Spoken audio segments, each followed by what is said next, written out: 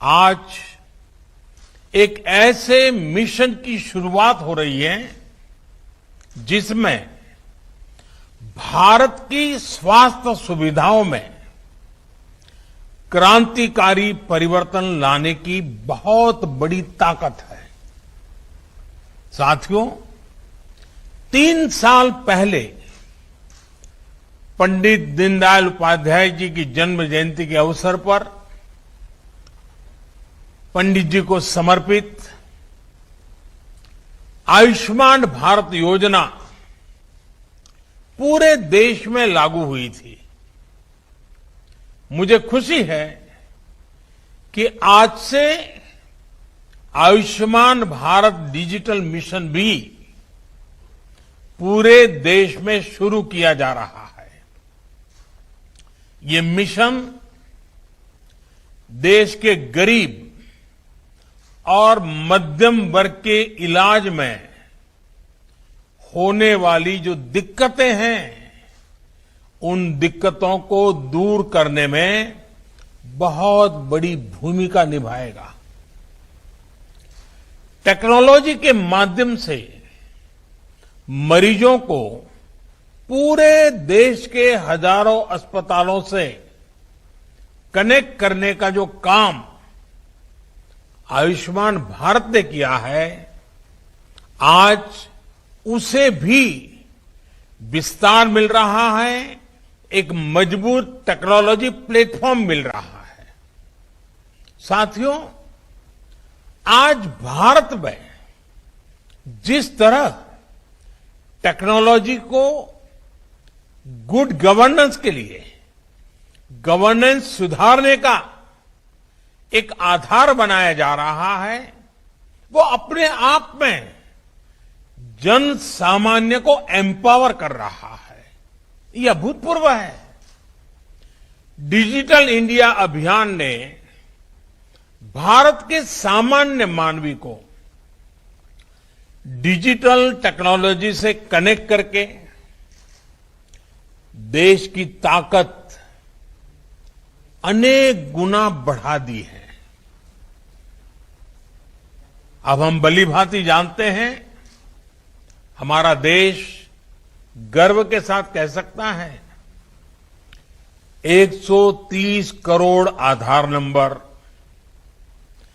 118 crore mobile subscribers, लगभग 80 crore internet user,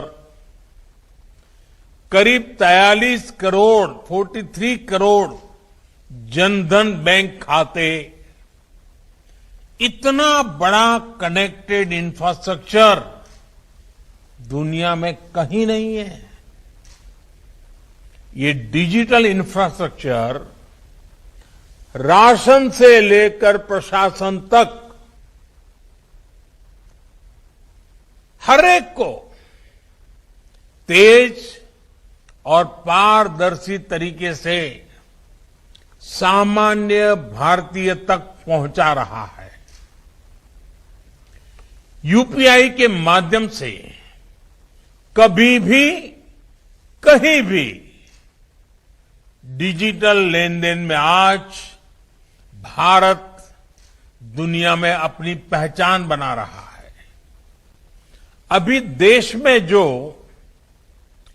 ई रूपी voucher शुरू किया गया है, वो भी एक शानदार पहल है। साथियों, भारत के डिजिटल समाधानों ने कोरोना से लड़ाई में भी हर भारतीय को बहुत मदद की है, एक नई ताकत दी है। अब जैसे आरोग्य सेतु ऐप से कोरोना संक्रमण के फैलते हुए रोकने में एक सजगता लाना, जागृति लाना, पूरी परिस्थितियों को पहचानना, अपने आसपास के परिसर को जानना, इसमें आरोग्य सेतु ऐप ने बहुत बड़ी मदद की है। उसी प्रकार से सबको वैक्सीन, मुफ्त वैक्सीन, इस अभियान के तहत भारत आज करीब करीब 90 करोड़ वैक्सीन डोज लगा पाया है और उसका रिकॉर्ड उपलब्ध हुआ है, सर्टिफिकेट उपलब्ध हुआ है। तो इसमें कोविन का बहुत बड़ा रोल है। रजिस्ट्रेशन से लेकर सर्टिफिकेशन तक का इतना बड़ा डिजिटल प्लेटफॉर्म दुनिया के बड़े बड़े देशों के पास नहीं है। साथियों, कोरोना काल में टेली मेडिसिन का भी अभूतपूर्व विस्तार हुआ है। ई संजीवनी के माध्यम से अब तक लगभग 1.25 करोड़ रिमोट कंसल्टेशन पूरे हो चुके हैं। ये सुविधा हर रोज देश के दूर सुदूर में रहने वाले हजारों देशवासियों को घर बैठे ही शहरों के बड़े अस्पतालों के बड़े बड़े डॉक्टरों से कनेक्ट कर रही है। जाने माने डॉक्टरों की सेवा आसान हो सकी है।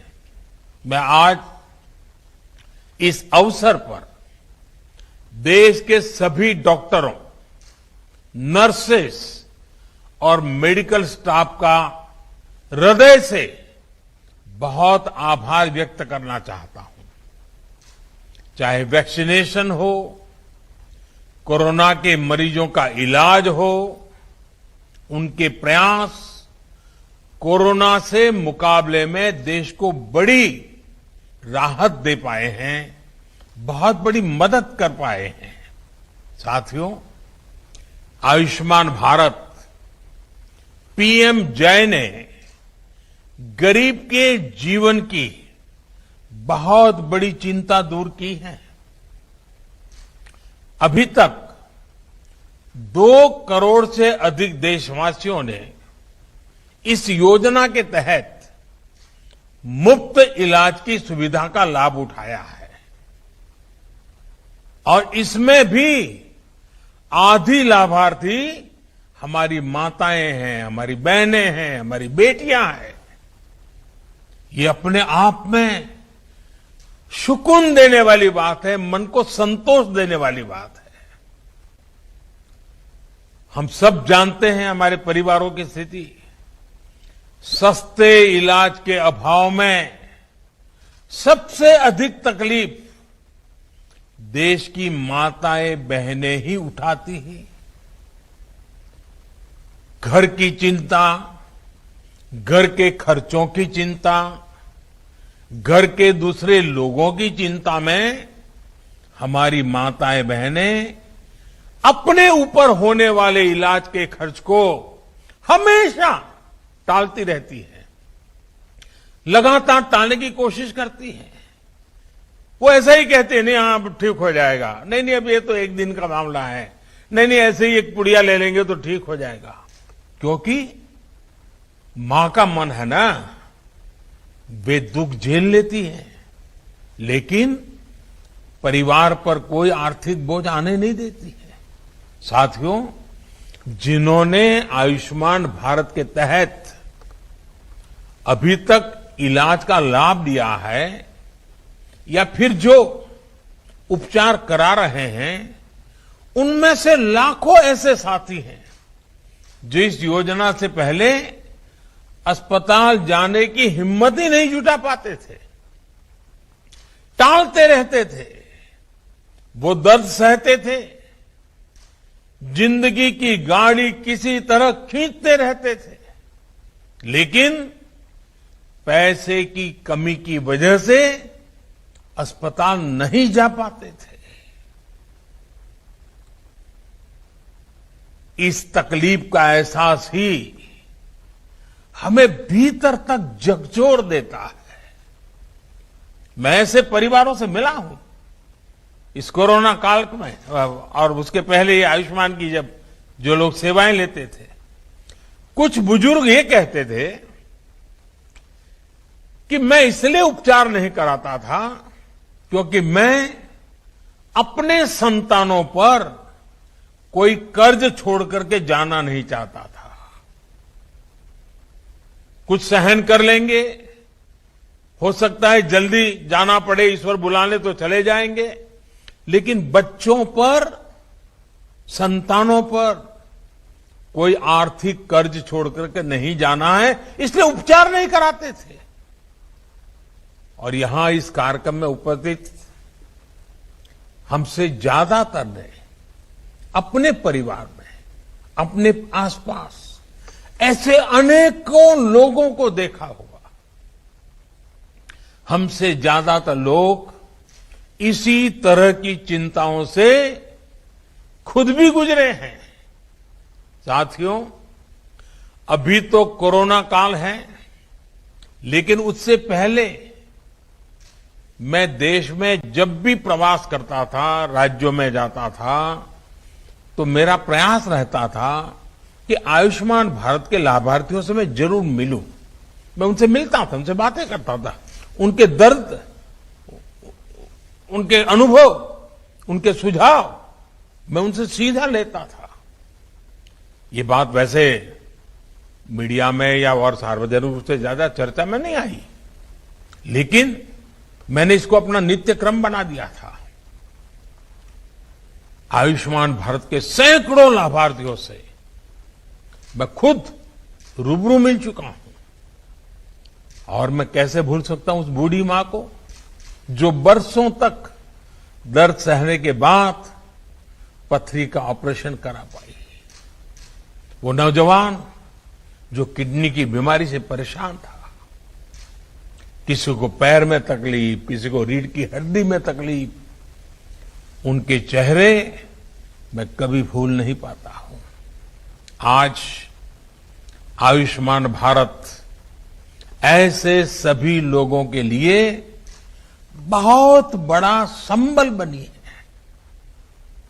थोड़ी देर पहले जो फिल्म यहां दिखाई गई, जो कॉफी टेबल बुक लॉन्च की गई, उसमें खास करके उन माताओं बहनों की चर्चा विस्तार से की गई है। बीते 3 सालों में जो हजारों करोड़ रुपए सरकार ने वहन किए हैं, उससे लाखों परिवार गरीबी के कुचक्र में फंसने से बचे हैं। कोई गरीब रहना नहीं चाहता है।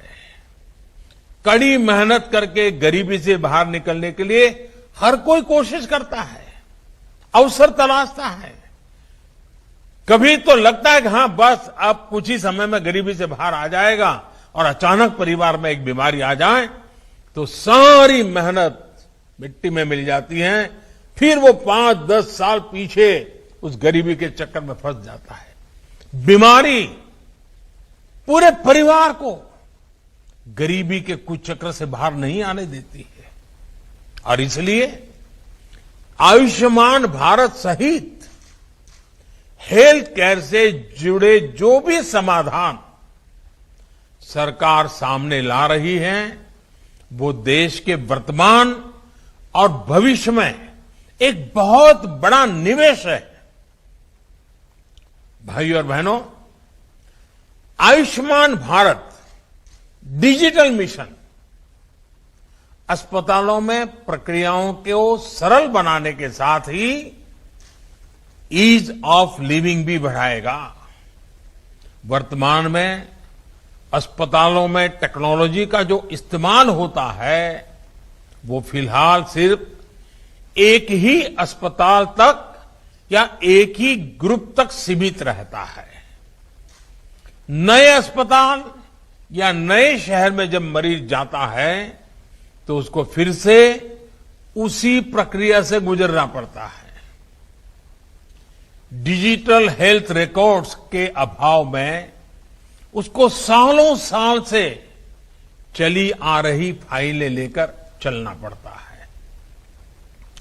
इमरजेंसी की स्थिति में तो ये भी संभव नहीं होता है। इससे मरीज और डॉक्टर दोनों का बहुत सा समय भी बर्बाद होता है। परेशानी भी ज्यादा होती है और इलाज का खर्च भी बहुत अधिक बढ़ जाता है। हम अक्सर देखते हैं कि बहुत से लोगों के पास अस्पताल जाते समय उनका मेडिकल रिकॉर्ड ही नहीं होता। ऐसे में जो डॉक्टरी जो परामर्श होता है, जांच होती है, वो उसको बिल्कुल जीरो से शुरू करनी पड़ती है, नए सिरे से शुरू करनी पड़ती है। मेडिकल हिस्ट्री का रिकॉर्ड न होने से समय भी ज्यादा लगता है, खर्च भी बढ़ता है और कभी कभी तो उपचार कॉन्ट्राडिक्टरी भी हो जाता है। और हमारे गांव देहात में रहने वाले भाई बहन तो इस वजह से बहुत परेशानी उठाते हैं। इतना ही नहीं, डॉक्टरों की कभी अखबार में एडवर्टाइजमेंट तो होती नहीं है, कानों कान बात पहुंचती कि फलाने डॉक्टर अच्छे हैं, मैं गया था तो अच्छा हुआ। अब इसके कारण डॉक्टरों की जानकारी हर किसी के पास पहुंचेगी भी, हाँ कौन ऐसे बड़े बड़े डॉक्टर हैं, कौन इस विषय के जानकार है, किसके पास पहुंचना चाहिए, नजदीक में कौन है, जल्दी कहां पहुंच सकते हैं, सारी सुविधाएं। और आप जानते हैं, और मैं और एक बात कहना चाहूंगा, इन सभी नागरिकों को इस तरह की परेशानी से मुक्ति दिलाने में आयुष्मान भारत डिजिटल मिशन बड़ी भूमिका निभाएगा। साथियों, आयुष्मान भारत डिजिटल मिशन अब पूरे देश के अस्पतालों के डिजिटल हेल्थ सॉल्यूशंस को एक दूसरे से कनेक्ट करेगा। इसके तहत देशवासियों को अब एक डिजिटल हेल्थ आईडी मिलेगी। हर नागरिक का हेल्थ रिकॉर्ड डिजिटली सुरक्षित रहेगा।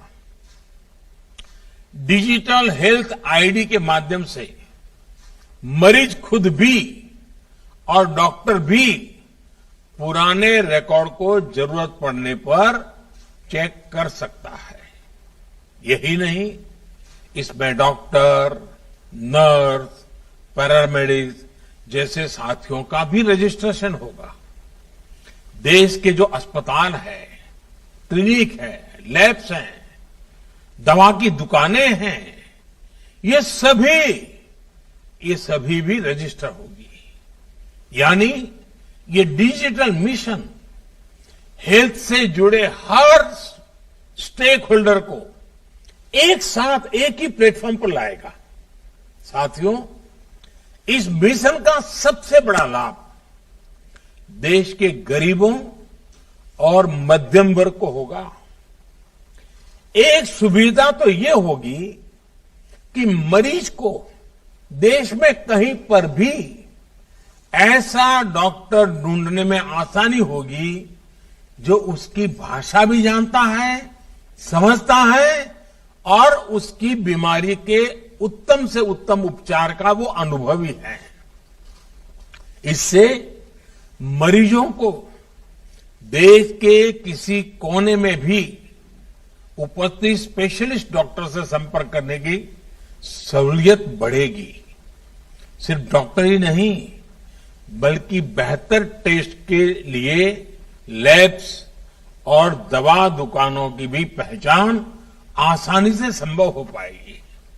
साथियों, इस आधुनिक प्लेटफॉर्म से इलाज और हेल्थ केयर पॉलिसी मेकिंग में से जुड़ा पूरा इकोसिस्टम और अधिक प्रभावी होने वाला है।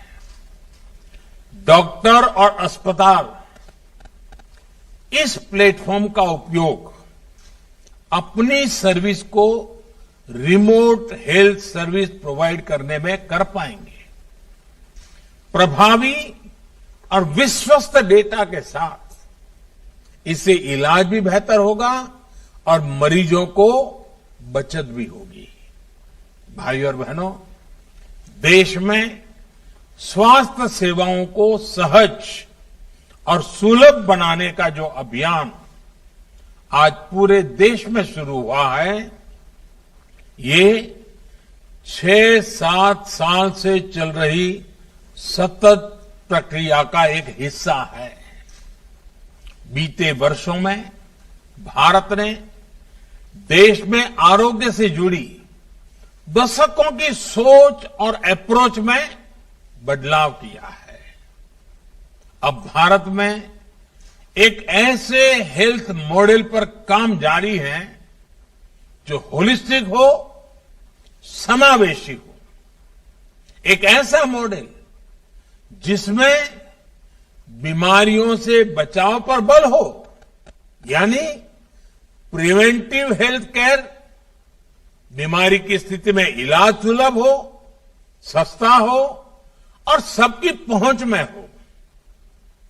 योग और आयुर्वेद जैसी आयुष की हमारी पारंपरिक चिकित्सा पद्धति पर बल हो। ऐसे सभी प्रोग्राम गरीब और मध्यम वर्ग को बीमारी के कुचक्र से बचाने के लिए शुरू किए गए।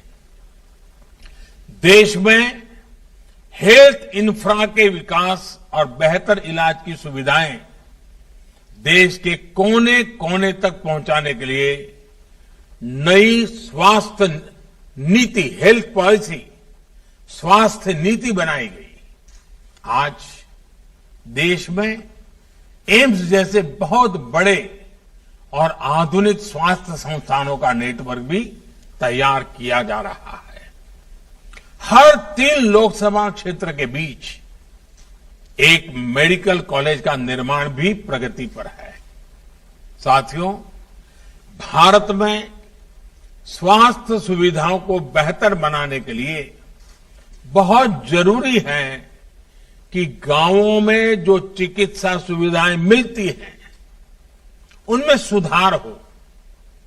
आज देश में गांव और घर के निकट ही प्राइमरी हेल्थ केयर से जुड़े नेटवर्क को हेल्थ एंड वेलनेस सेंटर में उससे सशक्त किया जा रहा है।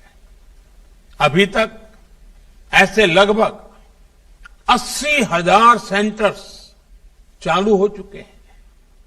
ये सेंटर्स रूटीन चेकअप और टीकाकरण से लेकर गंभीर बीमारियों की शुरुआती जांच और अनेक प्रकार के टेस्ट की सुविधाओं से लैस हैं।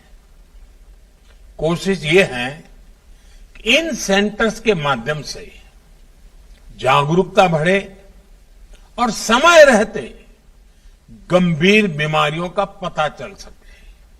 साथियों, कोरोना वैश्विक महामारी के इस दौर में मेडिकल इंफ्रास्ट्रक्चर के निर्माण को निरंतर गति दी जा रही है। देश के जिला अस्पतालों में क्रिटिकल केयर ब्लॉक्स का इंफ्रास्ट्रक्चर तैयार किया जा रहा है। बच्चों के इलाज के लिए जिला और ब्लॉक के अस्पतालों में विशेष सुविधाएं बन रही है।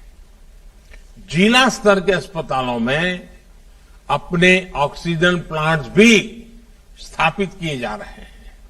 साथियों, भारत के हेल्थ सेक्टर को ट्रांसफॉर्म करने के लिए मेडिकल एजुकेशन में भी अभूतपूर्व रिफॉर्म्स हो रहे हैं। 7-8 साल में पहले की तुलना में आज अधिक डॉक्टर्स और पैरामेडिकल मैन पावर देश में तैयार हो रही है।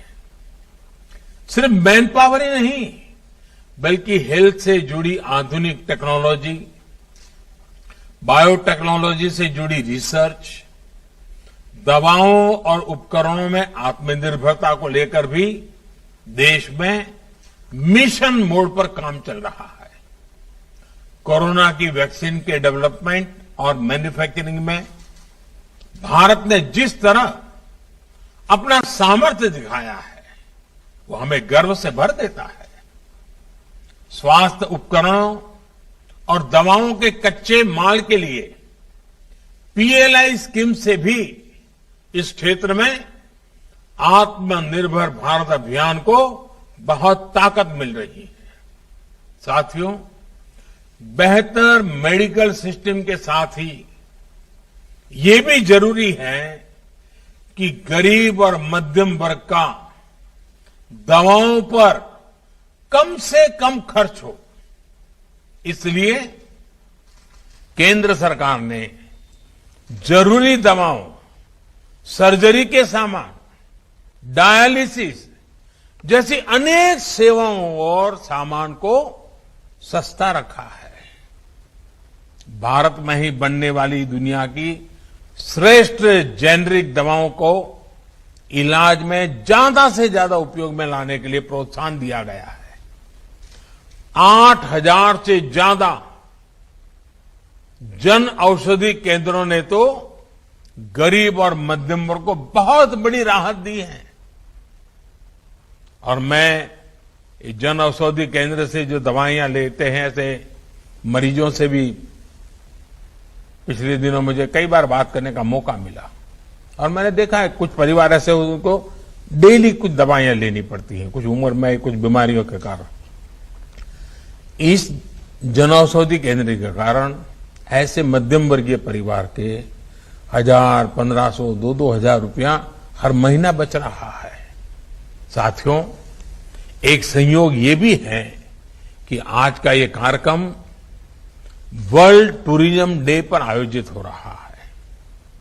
कुछ लोग सोच सकते हैं कि हेल्थ केयर के प्रोग्राम का टूरिज्म से क्या लेना देना, लेकिन हेल्थ का टूरिज्म के साथ एक बड़ा मजबूत रिश्ता है, क्योंकि जब हमारा हेल्थ इंफ्रास्ट्रक्चर इंटीग्रेटेड होता है, मजबूत होता है, तो उसका एक सकारात्मक प्रभाव टूरिज्म सेक्टर पर भी पड़ता है। क्या कोई टूरिस्ट ऐसी जगह जाना चाहेगा जहां किसी इमरजेंसी में इलाज की बेहतर सुविधा ही न हो? और कोरोना के बाद से तो अब ये और भी महत्वपूर्ण हो गया है।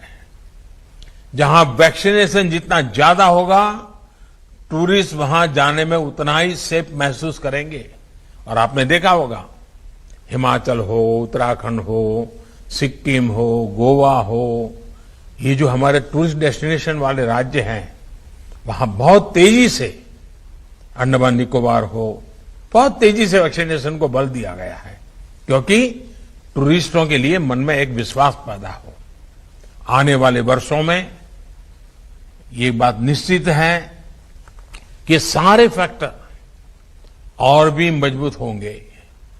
जिन जिन जगहों पर हेल्थ इंफ्रा बेहतर होगा, वहां टूरिज्म की संभावनाएं और ज्यादा बेहतर होगी।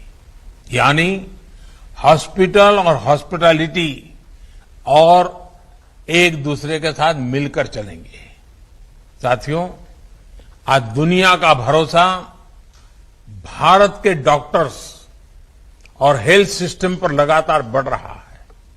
विश्व में हमारे देश के डॉक्टरों ने बहुत इज्जत कमाई है, भारत का नाम ऊंचा किया है। दुनिया के बड़े बड़े लोगों के साथ आप पूछोगे तो कहेंगे, हां, मेरा एक डॉक्टर तो हिंदुस्तानी है। यानी भारत के डॉक्टरों की नामना है। भारत के इंफ्रास्ट्रक्चर अगर मिल जाए तो दुनिया से हेल्थ के लिए भारत आने वालों की संख्या बढ़नी ही बढ़नी है। इंफ्रास्ट्रक्चर की कई मर्यादाओं के बीच भी लोग भारत में ट्रीटमेंट कराने के लिए आते हैं और उसकी कभी तो बड़ी इमोशनल कथाएं हमें सुनने को मिलती। छोटे छोटे बच्चे हमारे अड़ोस पड़ोस के देशों से भी जब यहां आते हैं, स्वस्थ होकर के जाते हैं, पूरा परिवार खुश, तो उस देश में भी खुशियां फैल जाती है। साथियों, हमारे vaccination programme, CoWIN technology platform और फार्मा सेक्टर ने हेल्थ सेक्टर में भारत की प्रतिष्ठा को और बढ़ाया है। जब आयुष्मान भारत डिजिटल मिशन द्वारा टेक्नोलॉजी की नई व्यवस्थाएं विकसित होगी तो दुनिया के किसी भी देश के मरीज को भारत के डॉक्टरों से कंसल्ट करने, इलाज करने, अपनी रिपोर्ट उन्हें भेजकर परामर्श लेने में बहुत आसानी हो जाएगी। निश्चित तौर पर इसका प्रभाव हेल्थ टूरिज्म पर भी पड़ेगा। साथियों, स्वस्थ भारत का मार्ग आजादी के अमृत काल में भारत के बड़े संकल्पों को सिद्ध करने में, बड़े सपनों को साकार करने के लिए बहुत जरूरी है। इसके लिए हमें मिलकर अपने प्रयास जारी रखने होंगे। मुझे विश्वास है चिकित्सा क्षेत्र से जुड़े सभी व्यक्ति, हमारे डॉक्टर्स, पैरामेडिक्स, चिकित्सा संस्थान इस नई व्यवस्था को तेजी से आत्मसात करेंगे। एक बार फिर आयुष्मान भारत डिजिटल मिशन के लिए मैं देश को बहुत बहुत शुभकामनाएं देता हूं। बहुत बहुत धन्यवाद।